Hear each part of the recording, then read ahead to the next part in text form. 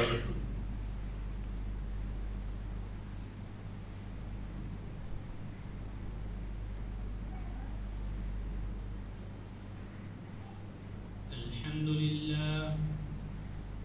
لله نحمده ونستعينه ونستغفره ونعوذ بالله من شرور أنفسنا ومن سيئات أعمالنا من يهده الله فلا مضل له ومن يضلله فلا هادي له وأشهد أن لا إله إلا الله وأشهد أن محمدًا عبده ورسوله أما بعد فإن خير الحديث كتاب الله وخير الهدي هدي محمد صلى الله عليه وسلم وشر الأمور محدثاتها وكل محدثة بدعة وكل بدعة ضلالة وكل ضلالة في النار فأعوذ بالله من الشيطان الرجيم قاف والقرآن المجيد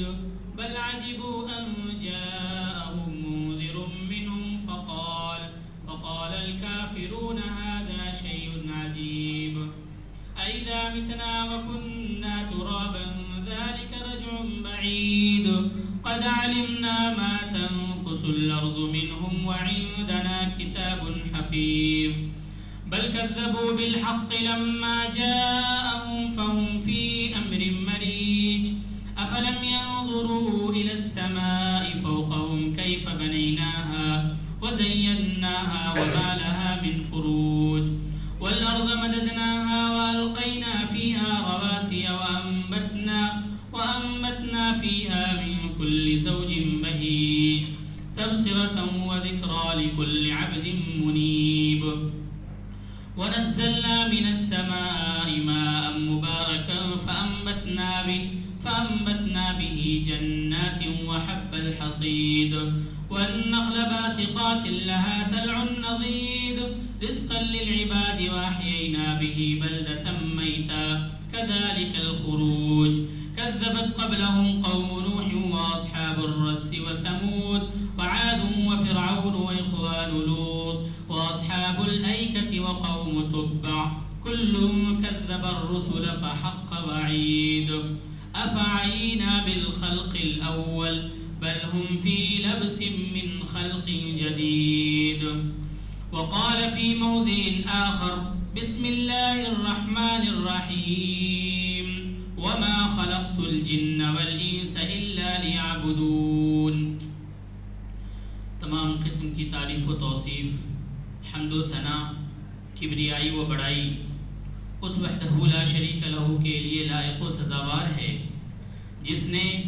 ہم تمام لوگوں کو پیدا کیا، مومن بنایا، مسلمان بنایا، موحد بنایا، اشرف المخلوقات کے لقب سے ملقب کیا۔ درود و سلام نازل ہو تمام انبیاء علیہ الصلاۃ والسلام پر، بالخصوص بے حد و حساب تاجدار مدینہ احمد مجتبی محمد عربی صلی اللہ علیہ وسلم پر، ان کی آل پر، ان کی ازواج پر۔ حاضرین جمعہ، ہم سب مومن ہیں، مسلمان ہیں، ہمارا اس بات پر ایمان ہے، ہمارا یہ عقیدہ ہے کہ اللہ رب العالمین ہی ہمارا رب ہے، ہمارا خالق ہے، ہمارا مالک ہے، ہمارا پیدا کرنے والا اللہ رب العالمین ہے۔ ہمارے لیے اللہ رب العالمین کی ذات ہی ہر چیز ہے۔ تو کیا کبھی ہم نے غور و فکر کیا؟ کیا کبھی ہم نے اپنے آپ سے یہ پوچھا؟ کیا کبھی ہم نے اپنے آپ سے یہ سوال کیا کہ اللہ رب العالمین جس نے ہمیں اس دنیا میں بھیجا، اللہ نے ہمیں پیدا کیا، تو کیوں پیدا کیا؟ اللہ رب العالمین ہمیں اس دنیا میں کیوں بھیجا ہے؟ کس مقصد کے تحت ہم اس دنیا میں آئے ہیں؟ اللہ رب العالمین ہم سے کیا چاہتا ہے؟ کبھی آپ نے سوچا؟ کبھی آپ نے غور و فکر کیا؟ اگر ہمارا اس دنیا میں آنے کا مقصد اگر ہمیں پتہ ہے اور اس کے مطابق اگر ہم زندگی گزار رہے ہیں تو یقینی طور پر ہم خوش نصیب ہیں، لیکن ہمیں نہیں پتہ کہ ہم اس دنیا میں کیوں آئے. ہمیں نہیں پتا کہ اللہ نے جو ہمیں اس دنیا میں پیدا کیا، بھیجا، کیوں بھیجا، کس مقصد کے تحت اللہ ہمیں اس دنیا میں لایا. ہمیں اگر نہیں پتا ہے تو بہت ہی بدنصیب انسان ہیں ہمیں جو اللہ رب العالمین نے 60 سال 70 سال 80 سال کی جو زندگی دی، اللہ اس زندگی کے بدلے ہم سے کیا چاہتا ہے ہمیں نہیں پتا، اور ہم اس کے مطابق زندگی نہیں گزار رہے ہیں، تو یقینی طور پر ہم بہت ہی بڑے بدنصیب انسان ہیں. اللہ رب العالمین اسی سوال کا جواب قرآن حکیم کے سورۃ الذاریات کے اندر دیتا ہے، وَمَا خَلَقْتُ الْجِنَّ وَالْإِنسَ إِلَّا لِيَعْبُدُونَ. ہم نے انسانوں اور جنوں کو اس دنیا میں پیدا کیا صرف اور صرف اپنی عبادت کے لیے. اللہ رب العالمین نے کہا کہ ہم نے انسانوں کو اس دنیا میں کیوں بھیجا؟ عبادت کے لیے بھیجا ہے. صرف عبادت کے لیے بھیجا نہیں. اللہ رب العالمین نے سورۃ الجمعہ کے اندر بھی ارشاد فرمایا، فَإِذَا قُضِيَتِ الصَّلَاةُ فَانتَشِرُوا فِي الْأَرْضِ.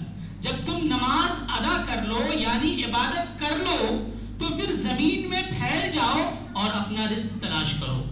گویا کہ ہمارے اس دنیا میں آنے کا مقصد، اصل مقصد کیا ہے؟ اللہ کی عبادت. عبادت کیا ہے؟ عبادت کسے کہتے ہیں؟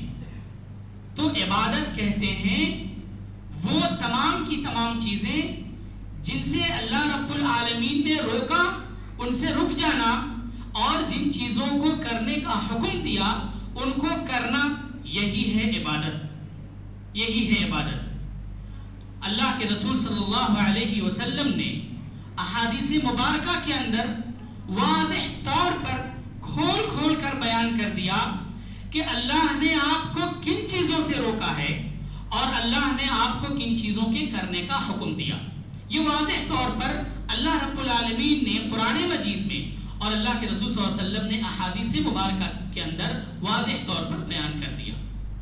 ضرورت اس بات کی ہے کہ ہم جانیں کہ اللہ نے ہمارے لیے کن چیزوں کو کرنے کا حکم دیا اور اللہ نے ہمیں کن چیزوں سے روکا. ہمیں جاننا ہے اور کوشش کرنا ہے کہ ہم جان کر اس پر عمل کریں. اگر ہمیں نہیں پتا کہ اللہ نے کن چیزوں کا حکم دیا، کن چیزوں سے روکا، تو پھر بدنصیب ہیں ہم. ہمیں کوشش کرنا ہے کہ ہم جانیں. کیسے جانیں گے؟ آپ اپنی دنیاوی زندگی کو آگے لے جانے کے لیے کتنی محنت کرتے ہیں، کوشش کرتے ہیں، تب جا کر کے ہمیں کامیابی مل جاتی دنیاوی زندگی کو اچھا بنانے کے لیے. تو آخرت کی زندگی جو ہمارے لیے ہے، آخرت کی زندگی کو بنانے کے لیے ہمیں اسی طریقے سے کوشش کرنا ہے جس طریقے سے ہم دنیاوی زندگی کو بنانے کی کوشش کرتے ہیں. کوشش کا مطلب یہ ہے کہ تلاش کرنا، اپنے علماء کے پاس جانا اور دین کو سیکھنا، قرآن کا علم سیکھنا، حدیث کا علم سیکھنا. یہ ہے کوشش. اگر کوشش نہیں کرتے تو پھر آپ کی زندگی بیکار ہے. تو ہمیں اللہ رب العالمین نے عبادت کے لیے پیدا کیا. اب جتنی بھی عبادات اللہ رب العالمین نے ہمارے لیے رکھے، ان تمام عبادات میں سب سے اہم عبادت کیا ہے؟ سب سے اہم عبادت اللہ رب العالمین نے نماز کو قرار دیا ہے. نماز تمام عبادات میں سب سے اہم عبادت ہے. اگر کوئی شخص نماز پڑھتا ہے تو وہ کامیاب ہے. اگر کوئی نماز نہیں پڑھتا تو پھر وہ شخص کفر کی حد تک پہنچ جاتا ہے. اللہ کے رسول صلی اللہ علیہ وسلم کی حدیث کہ نماز ایک مومن اور ایک کافر کے درمیان اگر کوئی چیز فرق کرنے والی چیز ہے تو وہ ہے نماز. اگر ایک مسلمان بندہ جو یہ دعویٰ کرتا ہے کہ ہم مومن ہیں، ہم مسلمان ہیں، ہم کلمہ پڑھنے والے ہیں، لیکن وہ نماز نہیں پڑھتا تو پھر وہ کفر کی حد تک پہنچ جاتا ہے. کنٹینیو اگر وہ نماز چھوڑتا رہا تو پھر وہ کافر والا عمل اختیار کر لیتا ہے، اور اسی حالت میں اگر وہ مر جائے تو پھر اللہ رب العالمین اسے جہنم کے اندر داخل کر دے گا. تو مومن اور مسلمان میں، کافر میں جو فرق کرنے والی چیز ہے وہ ہے نماز. میرے بھائیوں، اللہ رب العالمین نے قرآن مجید کے اندر بہت سارے چیزوں کی سزا کے بارے میں بیان نہیں کیا، خاموشی اختیار کیا، یا بہت سارے ایسے نیک اعمال ہیں جس کا ثواب نہیں بتایا، اپنے پاس رکھ لیا. اس کا مطلب یہ ہوتا ہے کہ جن عبادات کے ثواب کے بارے میں اللہ نے نہیں بتایا، اپنے پاس رکھا، یعنی اللہ کے پاس اس عبادت کا ثواب بے حساب ہے، اللہ بہت دے گا، اس کی تہدید نہیں کری. اسی طریقے سے بعض گناہ ایسے ہیں جن کے سزا کو اللہ رب العالمین نے نہیں بتایا، اس کا مطلب ہے کہ اس کی سزا بھی بہت ہی خطرناک ہے. قرآن مجید میں اللہ رب العالمین نے ارشاد فرمایا فویل للمصلین الذین هم عن صلاتهم ساہون، کہ ویل جہنم کا ایک گڑھا ہے. کن کے لیے؟ کن کے لیے اللہ رب العالمین نے جہنم میں ایک اسپیشل جگہ اللہ رب العالمین نے بنائی؟ یہ کن کے لیے؟ الذین هم عن صلاتهم ساہون، جو لوگ اپنی نماز میں سستی، کاہلی اور غفلت کرتے ہیں. نماز تو پڑھتے ہیں لیکن سستی، غفلت اور کاہلی سے نماز پڑھتے ہیں. ایسے نمازیوں کے لیے اللہ رب العالمین نے جہنم میں ایک اسپیشل جگہ رکھا ہے. لیکن جو بالکلیہ نماز چھوڑ دیتے ہیں، ان کے بارے میں جہنم میں کون سا حصہ ہے یا کیا سزا ہے، اللہ رب العالمین نے نہیں بتایا کہ وہ کس گڑھے میں جائیں گے. اس کا مطلب ہے کہ جو بالکلیہ نماز نہیں پڑھتے ان کے لیے بہت ہی خطرناک عذاب اللہ رب العالمین نے تیار کر رکھا ہے. میرے بھائیوں، نماز کے بغیر آپ کی کامیابی ممکن نہیں ہے. آپ مومن ہیں، مسلمان ہیں، آپ کو نماز پڑھنا ہے، وہ بھی نماز سستی اور غفلت اور کاہلی سے نہیں. الذین هم عن صلاتهم ساہون، ساہون جو سستی کا لفظ ہے، سستی و غفلت سے کیا مراد ہے؟ مفسرین نے کہا سستی و غفلت سے مراد یہ ہے کہ ایک بندہ عصر کی نماز نہیں پڑھتا، ٹائم پہ مارکیٹ میں چلا گیا، عصر کا وقت گزر گیا، مغرب کا وقت قریب آیا، وہ بندہ اپنے کام کاج کو چھوڑ کے مغرب کے وقت آ کے مغرب کے وقت نماز پڑھ لیتا ہے عصر کی، یا مغرب کے ساتھ جوڑ کر نماز پڑھ لیتا ہے، یا مغرب کی نماز نہ پڑھ کے وہ بندہ عشاء کی نماز میں آ کر کے مغرب پڑھ لیتا ہے. اسی طریقے سے ایک بندہ فجر کے عین وقت میں سویا رہتا ہے اور وہ 8 بجے 9 بجے اٹھتا ہے، پھر نماز پڑھتا ہے، لیکن نماز چھوڑتا نہیں ہے، وہ نماز پڑھتا ہے. ایسے نمازیوں کے لیے اللہ رب العالمین نے کہا کہ جہنم کا ایک گڑھا ہے. ہم میں سے بہت زیادہ تر لوگ نماز پڑھتے ہیں اسی طریقے سے. کوئی نماز اگر نہیں چھٹی تو فجر ضرور چھٹتی ان کی. میرے بھائیوں، پابندی کیجیے. اللہ رب العالمین نے نماز کو اس کے وقت میں فرض کیا ہے، نماز کو اس کے وقت میں فرض کیا ہے. عصر کا وقت کیا ہے، مغرب کا وقت کیا ہے، عشاء کا وقت کیا ہے، فجر کا وقت کیا ہے، اللہ رب العالمین نے واضح طور پر اللہ کے رسول صلی اللہ علیہ وسلم نے واضح طور پر بتا دیا. ہم کو اس کے وقت میں نماز پڑھنا ہے. اگر ہم وقت میں نماز نہیں پڑھے تو ہمیں ثواب نہیں ملتا، نماز پڑھنے کا ثواب نہیں ملتا. اسی لیے سستی و غفلت کے ساتھ آپ نماز نہ پڑھیں، اپنی اصلاح کریں. ہماری اصلاح اسی دنیا میں جب تک ہم زندہ ہیں ممکن ہے، ہماری اصلاح جب تک ہم زندہ ہیں ممکن ہے، لیکن جب ہم مر جائیں گے تو پھر ممکن نہیں ہے. میرے بھائیوں، اللہ نے چند دن کی زندگی دی ہے. آپ ہر جمعہ میں آتے ہیں اور خطابات سنتے ہیں، قرآن حدیث کی باتیں سنتے ہیں، لیکن اور یہ عزم بھی کر کے جاتے ہیں کہ ہمیں عمل کرنا ہے، لیکن جیسے باہر گئے اپنے کاموں میں بزی ہوئے اور یہ ساری باتیں ختم ہو جاتی. یہ ایمان کی کمی کی دلیل ہے. اگر آپ کا ایمان مضبوط ہے تو پھر یہ چیزیں آپ نہیں بھولیں گے، آپ کرتے چلے جائیں گے. میرے بھائیوں، آپ نماز کی پابندی کیجیے. جب نماز کی پابندی کریں گے تو اللہ رب العالمین اس نماز کی برکت سے جو دیگر برائیاں آپ کے اندر ہے اس کو ختم کر دے گا. اللہ رب العالمین نے کہا ان الصلاۃ تنہا عن الفحشاء والمنکر، نماز یہ آپ کو دیگر فحش کاموں سے روک دیتی ہے، لیکن جب آپ نماز ہی نہ پڑھیں گے تو پھر دیگر جو بھی برائیاں ہیں آپ اس میں لت پت ہوتے چلے جائیں گے، برائیوں پہ برائیاں کرتے چلے جائیں گے، آپ کو احساس نہیں ہوگا. لیکن نماز پڑھیں گے، آپ نے کوئی گناہ کا کام کیا، آپ اگلے وقت میں آئے نماز میں، آپ اللہ کے سامنے کھڑے ہوئے، 4 رکعت آپ نے نماز پڑھی، یقینی طور پر آپ اس میں اللہ کا نام لیں گے، دعائیں پڑھیں گے، تو آپ کو سمجھ میں آئے گا کہ میں نماز بھی پڑھ رہا ہوں، اس اللہ کو یاد بھی کر رہا ہوں اور ایک طرف گناہ بھی کر رہا ہوں۔ آپ کا دل آپ کو ملامت کرے گا، پھر اس نماز 1 وقت 2 وقت 3 وقت نماز پڑھتے چلے جائیں گے تو آپ کے اندر سے وہ برائیاں بھی ختم ہو جائیں گی جو دوسری برائیاں ہیں۔ تو نماز بہت ہی ضروری ہے ایک مومن، ایک مسلمان کی زندگی میں۔ نماز کے بغیر آپ کی کامیابی نہیں ہے میرے بھائیوں۔ ہو سکتا ہے کہ ہماری زندگی کا یہ آخری دن ہو، آپ مسجد سے باہر جائیں اور اللہ کا بلاوا ہمارے پاس آ جائے، پھر آپ کو عصر کی نماز کی بھی مہلت اللہ رب العالمین نہیں دے گا۔ کیوں نہ آپ یہ عزم کر کے اٹھیں میرے بھائیوں۔ کتنا وقت لگتا ہے نماز پڑھنے میں؟ 5 سے 10 منٹ، 15 منٹ لگتا ہے۔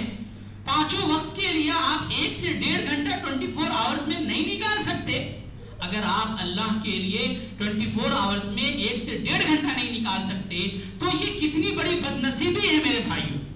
آپ اپنی زندگی کو سنوارنے کے لیے 8-10 گھنٹے جاب کرتے ہیں، 12 گھنٹہ 15 گھنٹہ کام کر لیتے ہیں اور 1 سے 1.5 گھنٹہ اس مالک اس رب کے لیے نہیں نکال سکتے، تو یہ ہمارے لیے بہت ہی بدنصیبی ہے۔ سوچنے کا مقام ہے میرے بھائیوں، اپنے دل سے سوچئے کہ اللہ کے ہاں جائیں گے تو آپ کیا جواب دیں گے؟ اللہ کے ہاں جائیں گے، اللہ پوچھے گا کہ ہم نے جو تمہیں زندگی دی، ہم نے جو تمہیں یہ وقت دیا، تم نے کہاں لگایا؟ پھر آپ خاموش رہیں گے اور اللہ حکم دے گا فرشتوں کو کہ ان کو جہنم میں گھسیٹ کر داخل کر دیا جائے۔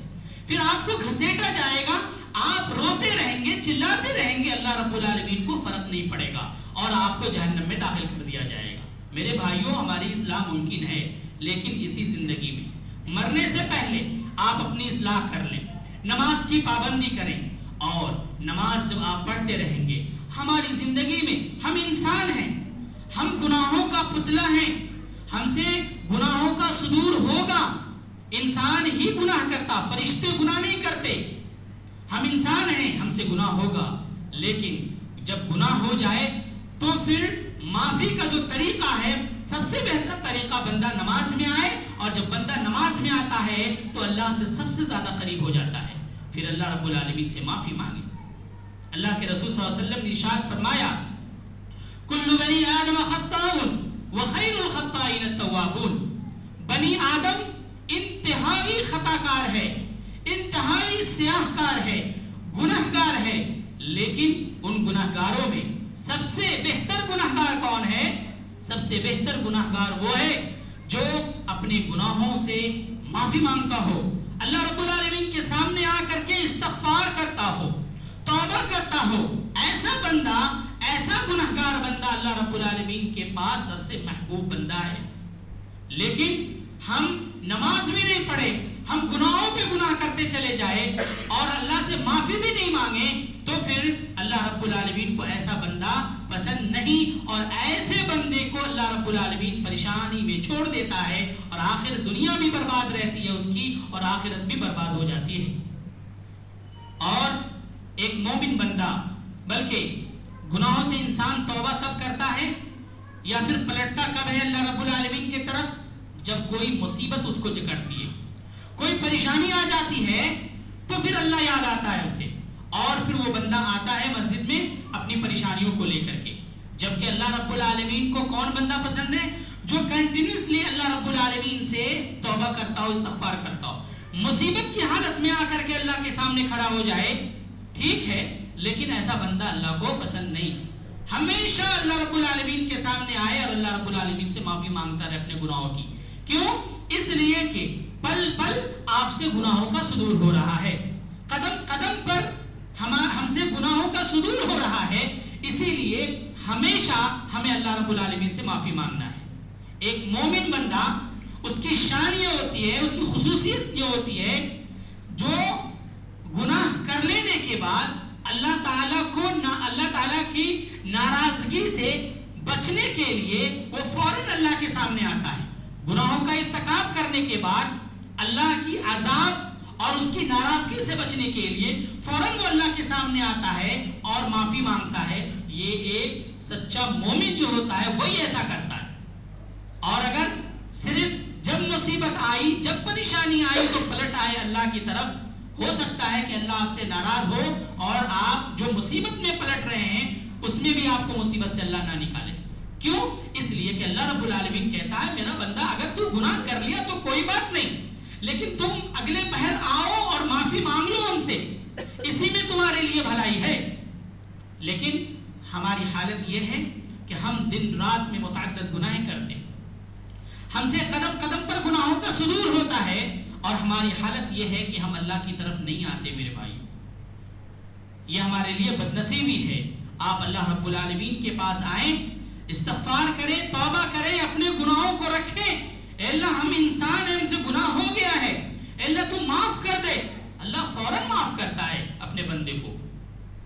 آپ دیکھیں ہمارے سماج اور معاشرے میں بہت سارے لوگ ایسے ہیں جو بڑے بڑے گناہوں کا ارتکاب کرتے ہیں اور ایسا لگتا ہے جیسے انہیں ان گناہوں کے عذاب کا کوئی ڈر نہیں. آپ دیکھیں اکثر ہمارے بہت سارے بھائی، ہمارے رشتہ دار درباروں اور مزاروں پر جا کر غیر اللہ کے سامنے سجدہ ریز ہوتے ہیں، انہی کے سامنے اپنی پریشانی رکھتے ہیں، انہیں حاجت روا مشکل کشا تصور کرتے ہیں اور انہیں نفع و نقصان کا مالک سمجھتے ہیں. یہ لوگ جب وہاں جاتے ہیں یہ افعال کرتے کرتے ان کے ذہن میں یہ بات ہوتی ہے کہ ہم اللہ کو خوش کر رہے ہیں، لیکن انہیں یہ احساس تک نہیں ہوتا کہ اپنے ان شرکیہ اعمال کے ذریعے اللہ کا تقرب حاصل کرنے کے بجائے اللہ کو ناراض کر رہے ہیں. اگر وہ اسی حالت میں مرے تو سیدھا جہنم میں جائیں گے. کیوں؟ شرک کرنے والا بندہ سیدھا جہنم میں جاتا ہے. اللہ رب العالمین شرک کرنے والے کو معاف نہیں کرتا. اور یہ جو افعال ہیں یہ شرکیہ افعال ہیں، لیکن وہ بندہ اگر اس کے پاس کوئی متبع سنت جاتا ہے، کوئی آدمی جاتا ہے، اسے بتاتا ہے کہ یہ شرک ہے، یہ گناہ کا کام ہے، تم ایسا نہیں کرو، تم اللہ کے سامنے آؤ، اللہ کو اپنا حاجت روا مشکل کشا تصور کرو، تو پھر وہ بھڑک جاتا ہے اور یا پھر انہیں مختلف القاب سے نوازتے ہوئے ان کی دعوت کو انکار کر دیتا ہے، ٹھکرا دیتا ہے. اللہ سے دعا کریے اگر ہمارے رشتہ دار، ہمارے احباب اگر شرکیہ افعال میں، شرکیہ اعمال میں اگر ڈوبے ہوئے ہیں، ان کے لیے آپ اللہ رب العالمین سے دعا کریں کہ اللہ رب العالمین انہیں ہدایت دے. اس لیے کہ ایسے مسلمان جو شرک کرتا ہے اپنی زندگی میں وہ کبھی بھی کامیاب نہیں ہو سکتا، مرے گا تو جہنم میں جائے گا. اس کے علاوہ بہت سارے لوگ جو شرک نہیں کرتے، ہمارے معاشرے میں ایسے لوگ ہیں جو شرک نہیں کرتے. کیا کرتے ہیں؟ بدعات اور خرافات پر عمل کرتے ہیں. بہت ساری چیزیں ایسی ہیں جو دین میں نئی چیزیں ایجاد کر دی گئی اور اس کا دین سے، قرآن سے کوئی تعلق نہیں، اور وہ لوگ ان بدعات اور ان خرافات پر عمل کرتے ہیں یہ تصور کرتے ہوئے، یہ سوچتے ہوئے کہ یہ دین کا ایک لازمی حصہ ہے، ہم جو یہ عمل کریں گے تو ہمیں ثواب ملے گا اور اللہ تعالیٰ خوش ہوگا. بدعات اور خرافات پر عمل کرتے ہیں.